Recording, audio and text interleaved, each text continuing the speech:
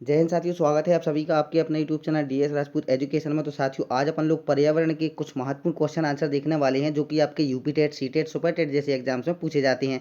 तो स्टार्ट करते हैं वीडियो को। पहला क्वेश्चन देखते हैं। जल तंत्र मिट्टी से डॉट डॉट डॉट का अपशोषण करते हैं। किस चीज़ का अपशोषण करते हैं? जल का, खनिज का, दोनों ए और बी का, या फिर इनमें से कोई नहीं। तो जल तंत्र मिट्टी से जो दोस्तों अवशोषण करते हैं वो जल का करते हैं और खनिज का अवशोषण करते हैं। ठीक है, तो आपका जो राइट आंसर जाएगा वो सी ऑप्शन के साथ चला जाएगा। ए और बी आपके दोनों ऑप्शन सही हो जाएंगे। ठीक है, नेक्स्ट क्वेश्चन देखते हैं। इसी प्रकार से क्वेश्चन में क्या पूछा जा रहा है कि जिन बीजों में एक बीज पत्र पाया जाता है वो कहलाते हैं। तो जिन बीजों में एक बीज पत्र पाया जाता है वो क्या कहलाते हैं? एक बीज पत्री, द्विबीज पत्री, या त्रिबीज पत्री, या इनमें से कोई नहीं। तो दोस्तों ये शानदार क्वेश्चन है। इस प्रकार से क्वेश्चन आंसर आपके यूपी टेट के एग्जाम्स में पूछे जाते हैं। तो जिनमें एक बीज पत्र पाया जाता है वो क्या कहलाते हैं? एक बीज पत्री कहलाते हैं। ठीक है, तो ए ऑप्शन आपका राइट आंसर हो जाएगा। इसके बाद नेक्स्ट क्वेश्चन है, थोड़ा सा रीजनिंग का क्वेश्चन आ गया है।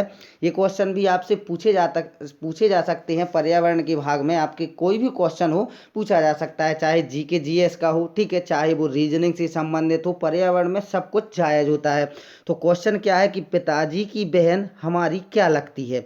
तो पिताजी की बहन हमारी क्या लगेगी? बहन, फुआ, मौसी, या फिर मामी। तो पिताजी की जो बहन है वो हमारी क्या लगेगी? वो हमारी लगेंगी फुआ। ठीक है, तो बी ऑप्शन आपका राइट आंसर हो जाएगा। इसके बाद नेक्स्ट क्वेश्चन है। भांजी कहते हैं, किसको कहते हैं? पत्नी की बेटी को, पिताजी की बेटी को, या बहन की बेटी को, या माँ की बहन को। तो भांजी जो अपन लोग कहते हैं किसको कहते हैं? बहन की बेटी को कहते हैं, जो कि अपन लोगों का क्या है, एक पवित्र रिश्ता भी माना जाता है मामा भांजी का। ठीक है, तो ये सी ऑप्शन आपका राइट आंसर हो जाएगा। इसके बाद नेक्स्ट क्वेश्चन है आपका कि आलू एक रूपांतरित खाली स्थान है। क्या है? जड़ है, तना है, शीर्ष है, या झाड़ी है। तो आलू एक रूपांतरित क्या है दोस्तों? वो है आपका तना। ठीक है, क्या है? आपका तना है। ठीक है, इसके बाद नेक्स्ट क्वेश्चन है। पिताजी के पिताजी हमारे हैं।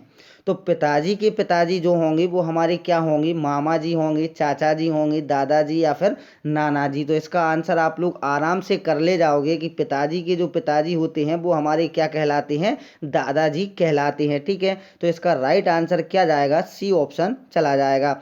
नेक्स्ट क्वेश्चन है। एक बार में एक अंडा देने वाले जीव हैं। तो अब ये क्वेश्चन थोड़ा सा कठिन है कि एक बार में एक अंडा देने वाले जीव कौन से हैं? मुर्गी है, चिड़िया है, सांप है, या फिर कछुआ है। तो दोस्तों इसका राइट आंसर क्या होगा? जैसा कि आपको पता है कि चिड़िया भी बहुत सारे अंडे देती है, सांप का तो बहुत ही ज़्यादा है, ठीक है, कछुआ भी आपका ज़्यादा देता है, लेकिन आपका जो मुर्गी होती है वो एक बार में केवल एक अंडा देने वाला जीव है। ठीक है, तो आपका राइट आंसर क्या जाएगा? मुर्गी चला जाएगा। ठीक है, तो ए ऑप्शन क्या होगा? राइट आंसर हो जाएगा। इसके बाद नेक्स्ट क्वेश्चन है कि बच्चे जन्म देने वाले जीव हैं। तो बच्चा कौन सा जीव जो है वो जन्म देता है? शुतुरमुर्ग, कछुआ, चमगादड़ की मच्छर। तो इसका आंसर भी आप लोग आराम से कर ले जाओगे दोस्तों। जैसा कि आपको पता है कि जन्म देने वाला जो जीव है वो क्या है? चमगादड़ है आपका। ठीक है, क्या राइट आंसर होगा? सी ऑप्शन चमगादड़। नेक्स्ट क्वेश्चन है। एक से अधिक बच्चे देने वाले जीव हैं।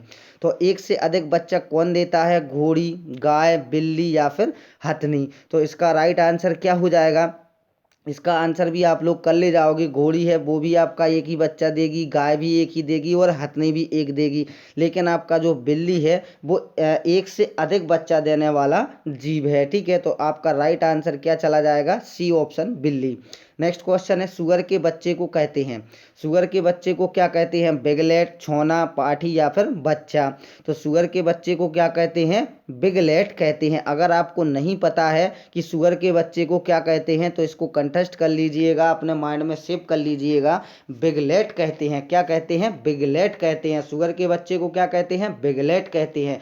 बार बार इसलिए बता रहे हैं आपको कि आपको तुरंत ये याद हो जाए। ठीक है, नेक्स्ट क्वेश्चन है कि तना में दो गांठों के बीच के स्थान को खाली स्थान कहते हैं। पोरी, प्रोह, साड़ी, या फिर पत्ती। तो तना में जो दो गांठें होती हैं उनके बीच के स्थान को अपन लोग क्या कहते हैं? उनके स्थान को कहते हैं पोरी। ठीक है, पूरी। जैसे कि आपने गन्ना देखा होगा गन्ना में आपकी ये गांठें टाइप की होती हैं, ठीक है। इस प्रकार से आपकी ये गांठें होती हैं। इन गांठों के बारे में पूछा जा रहा है कि इनको अपन लोग क्या कहते हैं, तो इनको अपन लोग कहते हैं पोरी, ठीक है। आप लोग समझ गए होंगे। नेक्स्ट क्वेश्चन देखते हैं। तो नेक्स्ट क्वेश्चन आपका क्या है कि जड़ के कितने प्रकार होते हैं। जड़ के कितने प्रकार होते हैं, ये क्वेश्चन थोड़ा सा आपका कठिन है कि जड़ के कितने प्रकार होते हैं, 1 2 3 या फिर 4। तो जड़ के जो आपके प्रकार होते हैं दोस्तों वो 2 प्रकार होते हैं, ठीक है। नेक्स्ट क्वेश्चन देखते हैं। अगर दोस्तों ये क्वेश्चन पूछा जाए कि जड़ के कितने प्रकार होते हैं तो आपको आंसर देना है 2 प्रकार होते हैं, ठीक है। नेक्स्ट क्वेश्चन है, इनमें से सही कथन आपको बताना है। मछली के कान बाहर दिखाई देते हैं, खरगोश के कान सिर के ऊपर होते हैं, हिरण के कान बाहर दिखाई नहीं देते हैं, या सांप के कान नहीं होते हैं। तो जो कथन सही है वो आपको छांट करके बतलाना है, ठीक है। तो इसका राइट आंसर क्या हो जाएगा कि सांप के कान नहीं होते हैं। ये क्वेश्चन आप जो आपका ऑप्शन है ये आपका राइट आंसर हो जाएगा। लेकिन फिर भी वो क्या करता है, उसको सुनाई देता है। सांप के कान नहीं होते हैं, ठीक है। नेक्स्ट क्वेश्चन है, किस जंतु के खाल पर बाल होते हैं।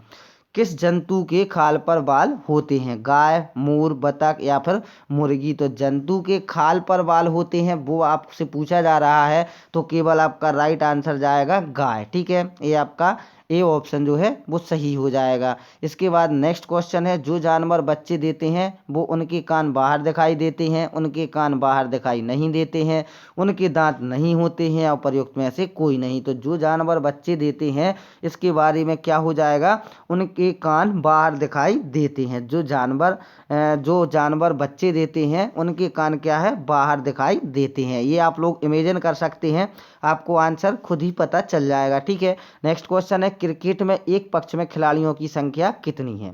तो इसका आंसर आप लोग आसानी से दे सकते हैं कि 11 खिलाड़ी होते हैं, ठीक है।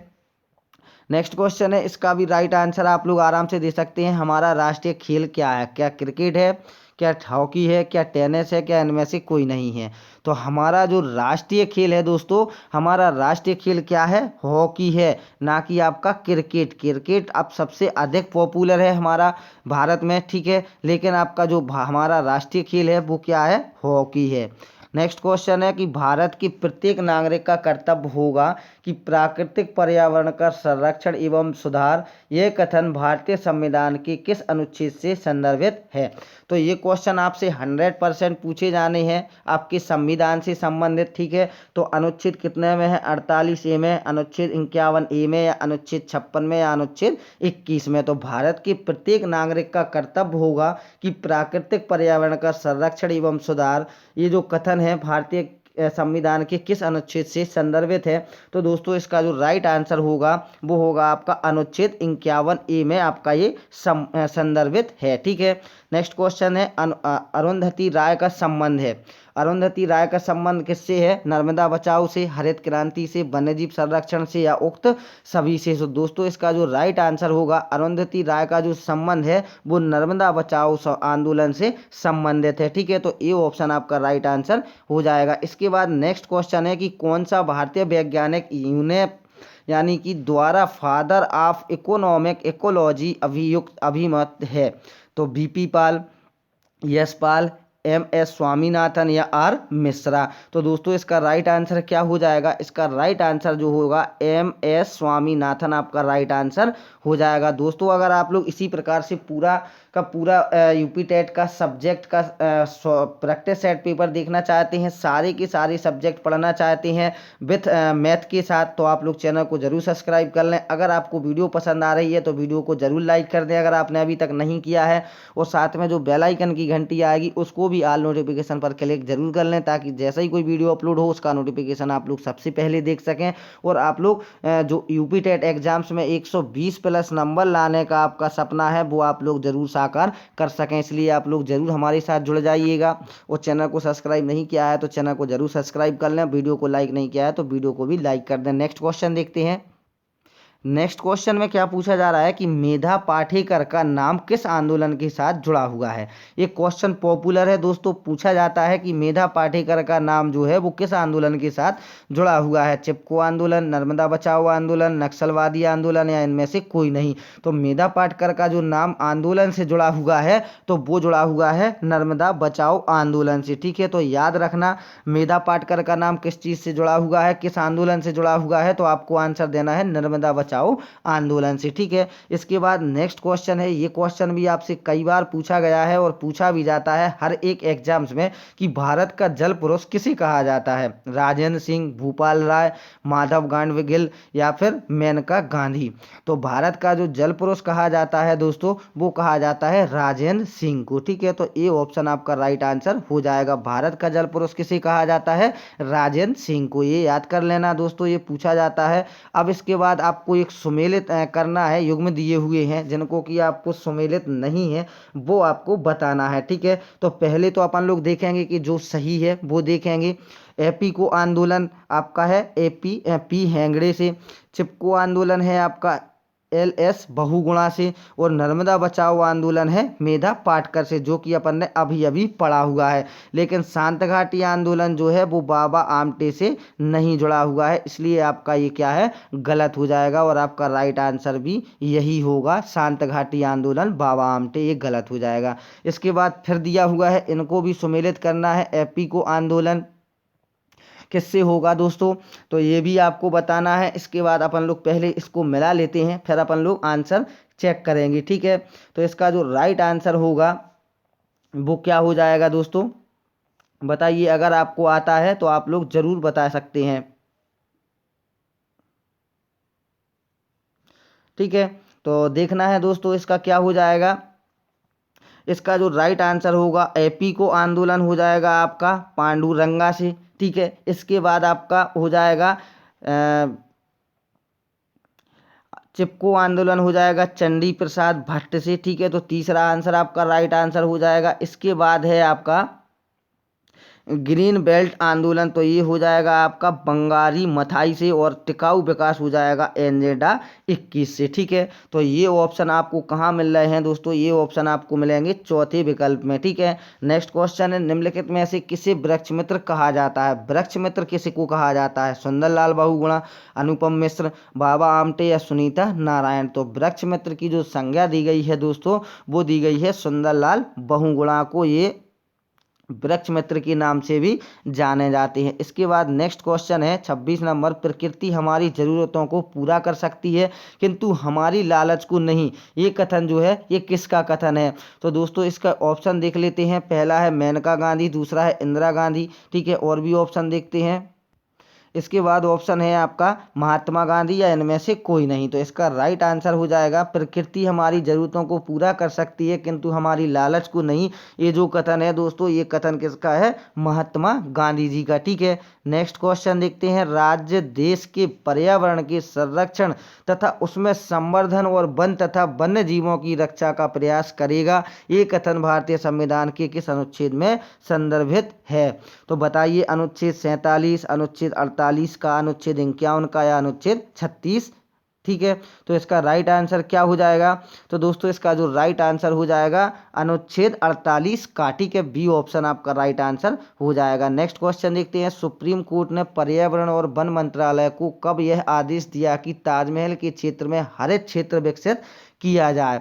कब दिया है, 2004 में, 1994 में या 1984 में, या फिर इनमें से कोई नहीं। तो दोस्तों इसका जो राइट आंसर होगा 1994 में ये ताजमहल के क्षेत्र में हरित क्षेत्र विकसित किया जाए, ये कोर्ट ने आदेश दिया हुआ था 1994 में। ठीक है, नेक्स्ट क्वेश्चन है कि जो व्यक्ति जंगल में कम से कम 25 वर्षों से रह रहे हैं उनका उस जंगल भूमि पर और उसमें पैदा होने वाली वस्तुओं पर अधिकार है। यह जनादेश किसके द्वारा दिया गया है, बताइए। संविधान अनुसूचित जाति आदि संशोधन विधेयक 2012, भारतीय जंगल अधिनियम 1927, जंगल अधिकार अधिनियम 2007 या भूमि अधिग्रहण अधिनियम 1894। तो इसका राइट आंसर क्या हो जाएगा दोस्तों, इसका जो राइट आंसर हो जाएगा जंगल अधिकार अधिनियम 2007। ठीक है, आज का लास्ट क्वेश्चन, भारत सरकार ने वन संरक्षण अधिनियम किस वर्ष में अधिनियमित किया है? 1976 में,